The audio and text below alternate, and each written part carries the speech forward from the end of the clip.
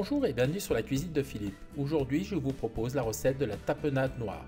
Pour réaliser cette recette, il vous faudra 500 g d'olive noire à la grecque, 7 filets d'anchois à l'huile ou au sel, une cuillère à soupe de citron, 6 à 7 cuillères à soupe d'huile d'olive, 2 cuillères à soupe de capre et 2 petites gousses d'ail. J'ai haché les filets d'anchois ainsi que la gousse d'ail pour en faciliter le mixage. Maintenant, on va broyer tout ça. Pour réaliser la tapenade, j'utilise un blender. Dans le bol, j'ai mis les olives, je rajoute les anchois, j'ajoute également l'ail,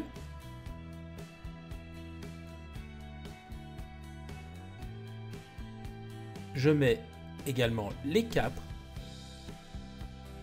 le jus de citron et je vais mettre une bonne moitié de l'huile d'olive. Je conserve le reste pour ajouter en cours de préparation. Voilà, c'est prêt à être mixé. Le mixeur est en place, on démarre la machine. Là, je vais arrêter la machine. Entre deux, on ouvre le capot et à l'aide d'une cuillère, on mélange pour que l'hélice fasse son travail. En fait, il se crée une sorte de poche d'air et l'hélice ne broie plus rien. Donc en mélangeant, on va faciliter le mixage.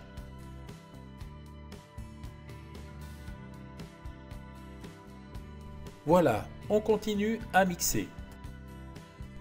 Lorsque je mélange entre deux séquences de broyage, je vérifie la texture. Ici, c'est un peu sec. Je rajoute un peu d'huile que j'ai conservée. Voilà, et on continue. Pour moi, la consistance est bonne. J'arrête l'appareil et je vais vous montrer. Regardez comme elle est belle. Là, elle est hyper bien lisse, toute brillante. Maintenant, on va pouvoir passer à la dégustation.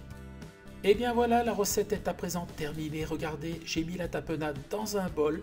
Elle est super brillante, hyper appétissante. Je l'ai fait volontairement un peu épaisse, c'est comme ça que je l'aime. Si vous la voulez plus liquide, vous rajoutez de l'huile et vous la mélangez bien et elle aura la consistance que vous souhaitez. Donc maintenant, on va passer à la dégustation. Je me suis muni d'un petit morceau de pain et on va pouvoir la goûter. Alors, j'en mets une bonne couche dessus. Regardez comme elle est appétissante et je peux vous dire, elle sent super bon. Alors on va goûter. Je peux vous dire, c'est une réelle tuerie. L'apéro va être du tonnerre. Voilà, j'ai été super content d'avoir présenté cette recette. J'espère qu'elle vous a plu. Si elle vous a plu, mettez un petit pouce bleu, abonnez-vous à la chaîne, ça me fera plaisir. Sinon, moi je vous dis à très vite pour de nouvelles aventures culinaires sur la cuisine de Philippe. Ciao, ciao!